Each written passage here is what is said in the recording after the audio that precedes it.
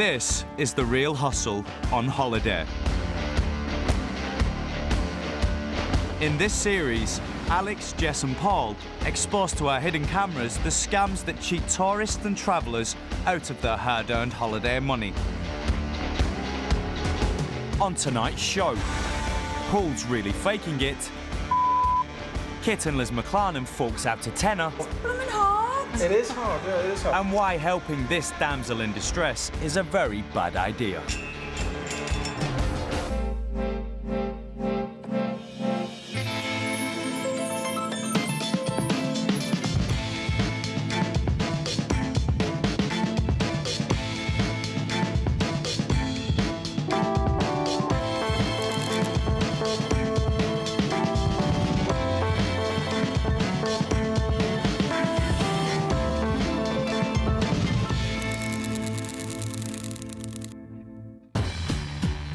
All the people on this show have been hustled for real, and after being given their money back, they agreed that the footage could be shown so you can avoid being ripped off by the same scams.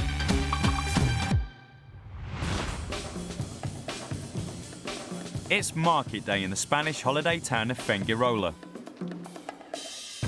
Holiday makers and locals are out to catch some rays and find themselves a bargain. And this morning there's a new bric-a-brac stall in the market, run by Paul. His prices might look fair, but in actual fact, anything from this stall will cost unwary tourists a lot more than they realise. This is the Counterfeit Con. Paul's eye-catching display is attracting plenty of interest, so it shouldn't be long before he can persuade someone to hand over their cash. Morning.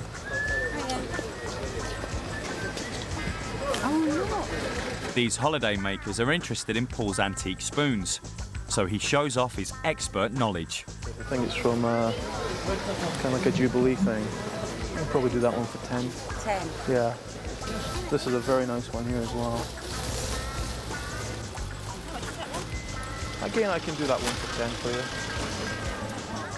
I can do 3 for 20. Mummy said that I have to very good imagination. You do? Yeah, it looks like a dragon. Looks like a dragon. I'll do you 4 for 20 as long as the little girl gets hers. How's that? How's that? You want that one? What a softie. I'm too kind. And who could deny the little girl her souvenir? 20 euros, please. Out comes the cash.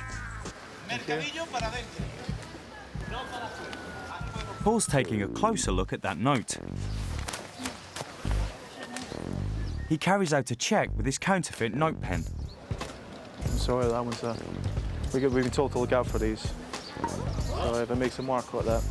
The news isn't good. It's a fake. Do you have another one? Yeah. The marks are naturally embarrassed having tried to spend a dodgy 20, so they immediately get out a different note. See, look, I'll show you. Always willing to help a tourist, Paul shows them how to tell the difference between a real note and the fake. You can tell that they look almost exactly the same. This one's just a little bit darker, see that? And it's also not exactly the same size. Yeah, sorry. Sorry about that. So the bad news is that they've tried to pass off a dodgy note. Welcome. But the good news is that they've got themselves a great bargain. They've paid just 20 euros for a set of 4 collectible spoons. Or have they?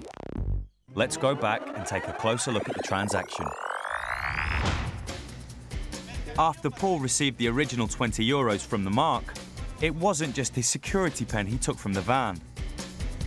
He also switched the perfectly good note for a fake one that was hidden inside. With the real 20 euros safely in his van, it was his own note that he tested. As it was a fake, the pen brought up a bright blue mark on the paper. The customer had no reason to suspect his note had been switched and handed over another 20 euros to pay for the spoons. So, rather than getting themselves a bargain, the marks actually paid double and unwittingly lumbered themselves with a forged banknote in the process. we told the marks that their note was good all along. No. Pardon? Oh? You mean he did a switch?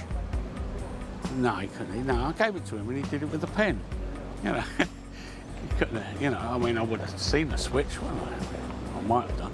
I'm an East Ender and I never thought I could get scammed. This scam works very well because of the massive embarrassment factor. If you accuse somebody of handing you over a fake note and they're a foreigner in that country, and also they don't know what to look for, then it becomes very, very difficult for them to stand up and fight for their rights. Always familiarise yourself with the local currency when you're abroad, and always check the authenticity of any notes when you receive one or hand one over. There is a risk of you being passed a fake note, particularly as a tourist if you're not familiar with the currency. But that's a risk you have to take in most countries, I think. It's not just in Spain. If you do get handed a fake note, I'm afraid there's not much you can do about it, apart from complain to the police, if you can identify the shop or the place where you got it from.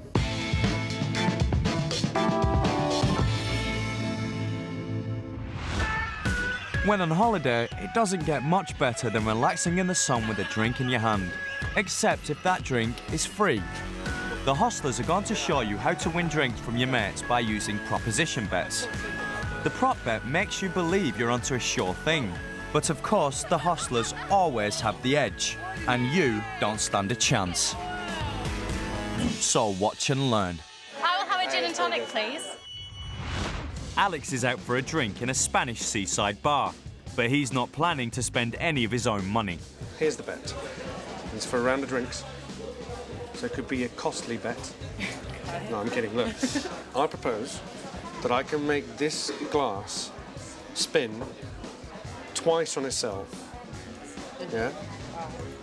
With one hand. But without letting go. I'm not going to spill anything. So you'll see the lemon go, uno, dos. Okay, round itself. It's going to be off the table. You can hold it in one hand in one grip. You can't use two hands to go like that. Okay?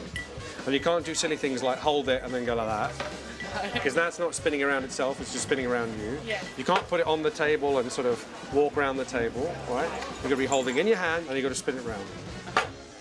Twice. I'll tell you what, we'll do it for 2 rounds of drinks, because you're doing it twice. Right. You know, we're on holiday.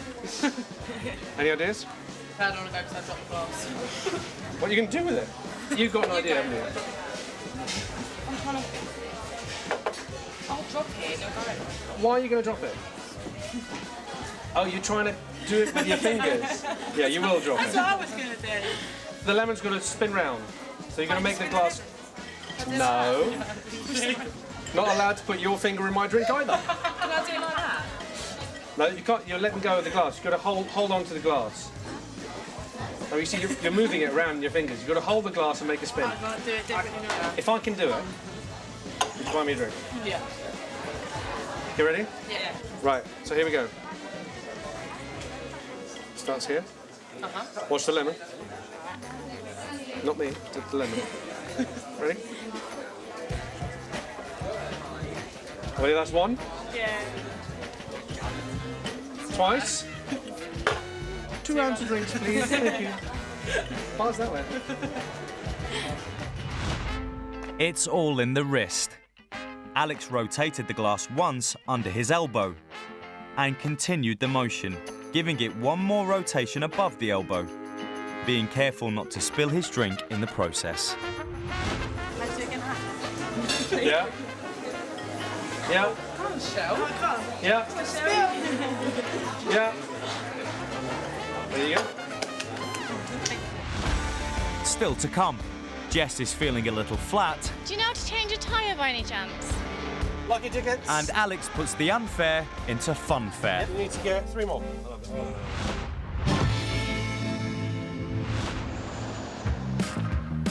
If you're planning a holiday this year and don't want to run into any hustlers, here's some essential advice to get you on your way. You're never more likely to be conned than when traveling. So here's a few common sense tips if you're traveling abroad, particularly about documents. The most important document, of course, would be your passport. A lot of countries ask you to carry your passport at all times, but that can be very dangerous because if you are robbed, you'll lose that as well as your money. I would recommend keeping it in the hotel room safe or in the safe downstairs, and carrying a photocopy and some other form of identification, such as a driving license.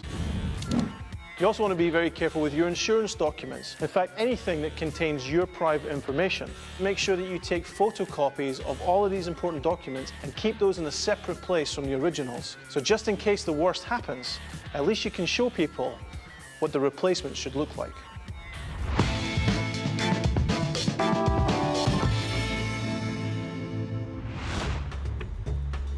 These are the historic docks in Liverpool. Jess is in one of the main marina car parks, and it looks like she's in a spot of bother. She has a flat tyre.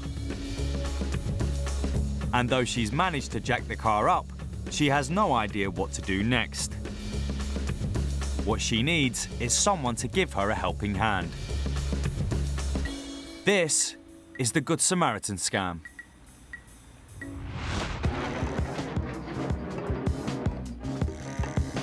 Hopefully the occupants of this car will be the kind of people who don't mind helping a complete stranger. Excuse me. Hiya. Do you know how to change a tyre by any chance? You do? Could you help me, please? I haven't got a clue what I'm doing. I managed to jack it up and that's about it. Notice how you... The scam is on. Their willingness to do a good deed has just made these motorists the marks. Jacked it up properly? Is it off the ground? I guess so, yeah. I'm not really know how to do these things. Is it not? Do you need to do that more? After standing here so long in the cold sea breeze, Jess is naturally feeling the chill. So she has one more favour to ask of her new friends. Sorry, can I be really, really cheeky? I've just seen you coming. Has your car got a heater in it? Yeah. Do you mind if I just go quickly sit in it and make a phone call? Is that okay? I'm absolutely freezing. Thank you. I can just watch what you're doing. Oh, thank you. Of course, she can't run the heater without the car keys. Thank you very much. Just that green one over there. Thank you. I'll be 2 seconds. I have to go for my dad. Being a gent, the Mark does the honourable thing and lets Jess wait in his car to warm up.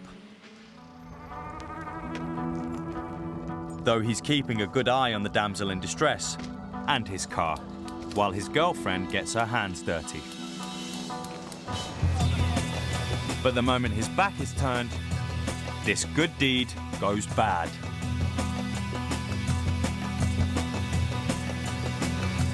Right, where's the car then? What? Before he realises what's happened, the Mark's car is gone.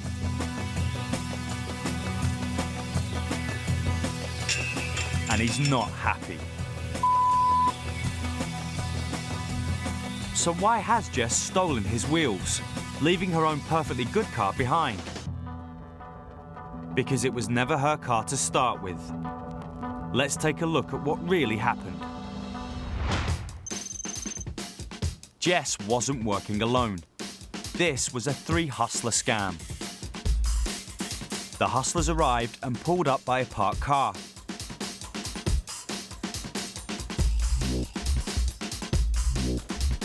They'd come prepared with all the tools they needed. The cheapest spare tyre and jack money could buy. Alex jacked up the car and let the air out of a front tyre. With the man work done, it was time for Jess to step in and play her role as the damsel in distress. Alex and Paul then pulled up across the car park where they could keep an eye on proceedings, and waited. Thank you. I'll be 2 seconds. I have to go for my dad. Once Jess had secured some marks and persuaded them to hand over their car keys, Alex and Paul made their moves. Jess got into the Mark's passenger seat and put the keys in the ignition. Alex also headed over to the car, but timing was critical. He had to wait for Paul to pull up right in front of the Marks in the hustler's van. For a matter of seconds, the van completely blocked the Mark's view of his car. Long enough for Alex to jump in the driver's seat and disappear. Followed shortly afterwards by Paul. But the Mark's troubles aren't over yet. They have some explaining to do to the real owners of the broken down car, who return to find their vehicle with its wheel in the air. Is that not her Hang on a minute. Have they pinched my wheels and put different wheels on? No, we started. We were doing that. She came over. This nice pretty lady came along and said, "Oh, do you mind just changing the wheel in your car?" And said, "Can I be really cheeky and sit in your car for a while?" She was freezing, standing out here. How do I get that back down to drive? She was a bit cold, so she was wanting to get my car just to warm up for a bit. I thought it'd be all right, but I'm robbed. It was horrible because I've only just had it about 2 weeks. I thought that trying to get off with my lovely little car. I think I looked down to try and take another thing off the wheel, and then she'd driven off in the car. This scam plays on the Mark's good nature, and a damsel in distress is an excellent way to get a hold of someone's car keys. Now, we would never advocate not helping somebody when they're in distress, but always take account of the situation first before you get involved. In our case, we had people handing over their car keys to someone they had met 10 seconds ago. It's really not a very smart thing to do.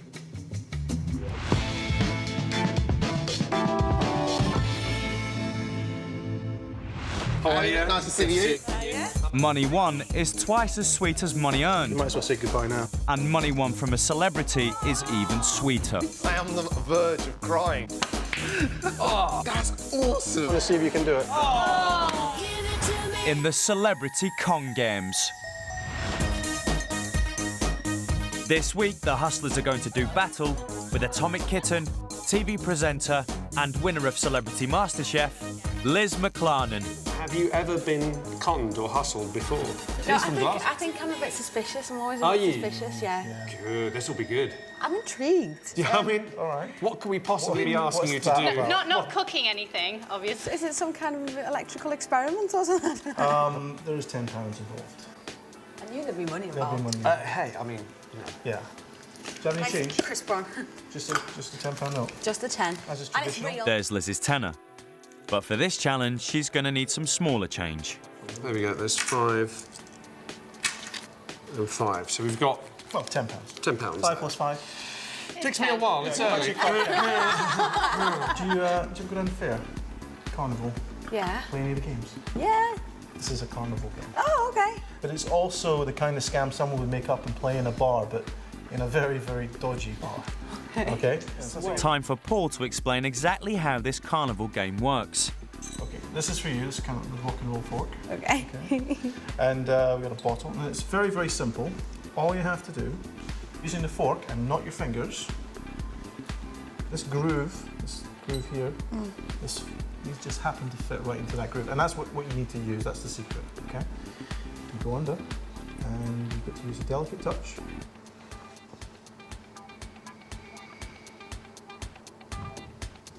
Oh. You nearly flinched there. So I did a little bit. It can be done. So Liz has to use the fork to stand the bottle upright, without it toppling over. Looks simple.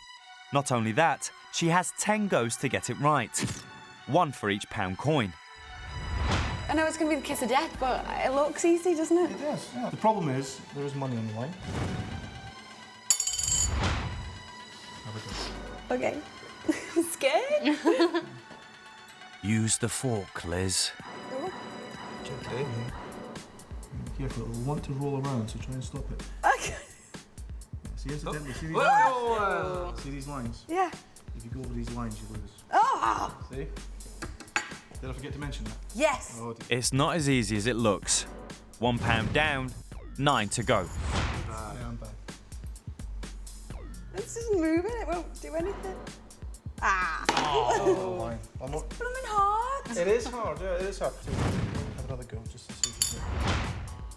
Oh, that was quick. That was close. Oh. That was a pound, by the way. You can cover it. I see what the problem is. It's rolling to the side, and you're going to keep going over these lines, you're going to keep losing. So to help you out, I'm going to support the bottle with 2 other bottles. Okay. So, Surely now Liz will be able to do it. Oh. Or maybe not. £3.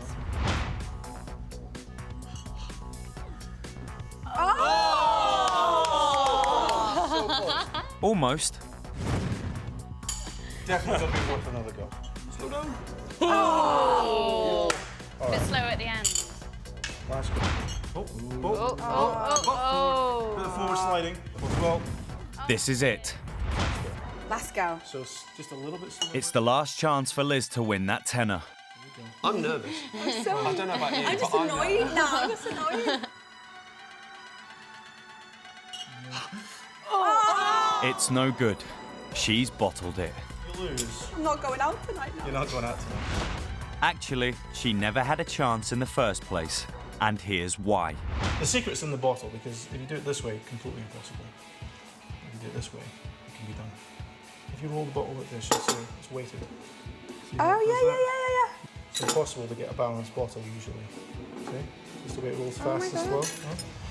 When he did it, Paul turned the heavy side to the bottom, meaning the bottle wouldn't overbalance when it stood upright. But he made sure that every time Liz tried, she started with the heavy side on top, which meant it was sure to topple over no matter how carefully she lifted it.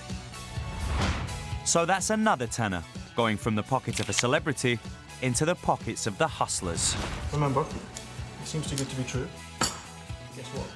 It is. Yeah.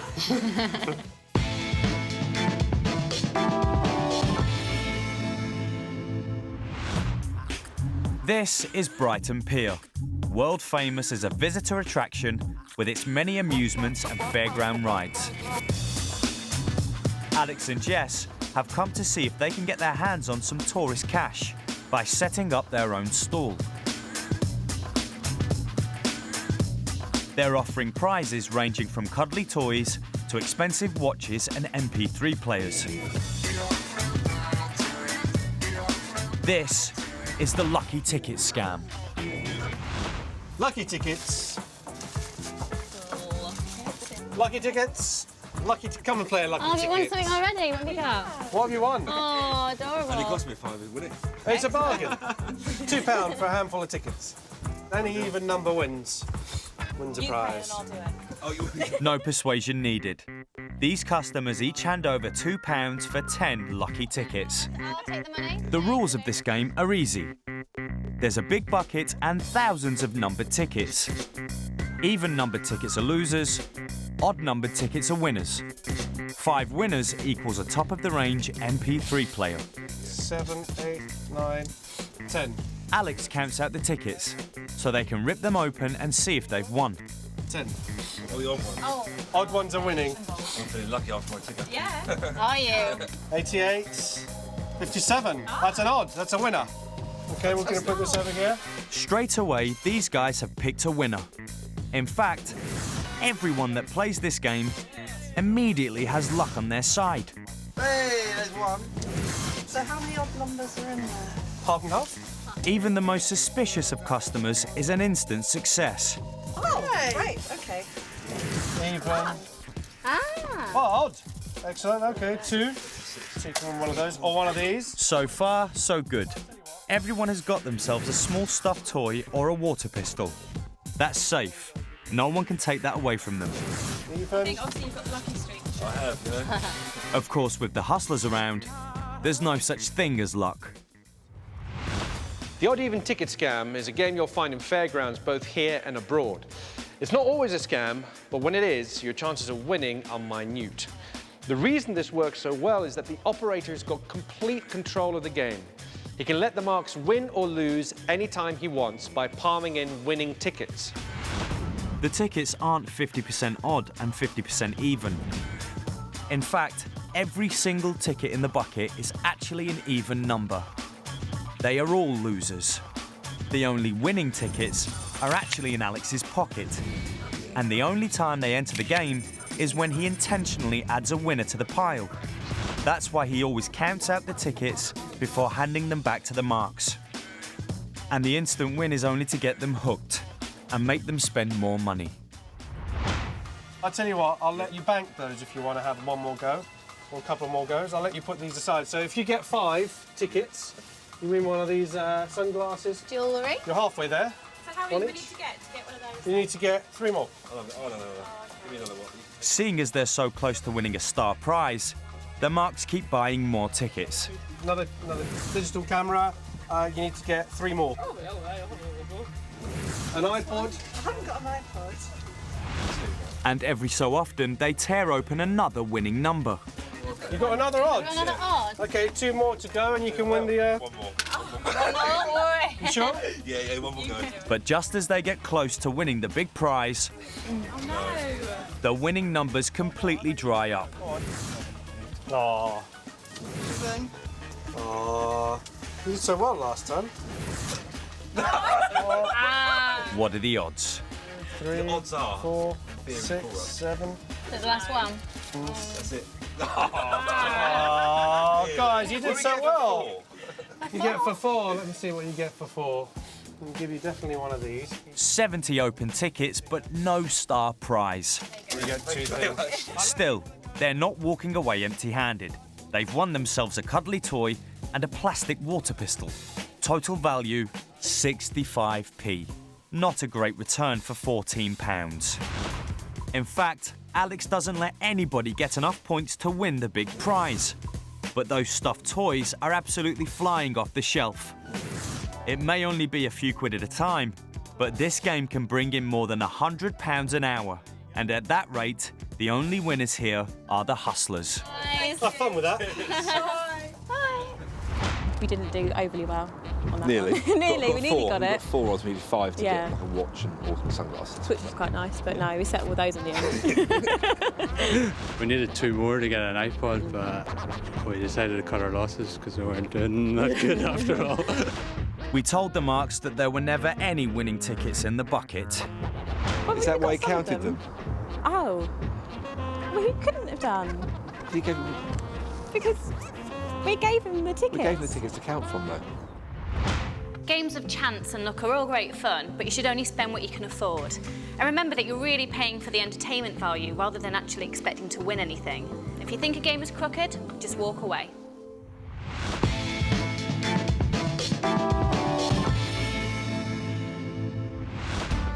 So remember, even when you're away from home, you should always keep your wits about you. That way, you will avoid getting hustled on holiday. Right, where's my card then?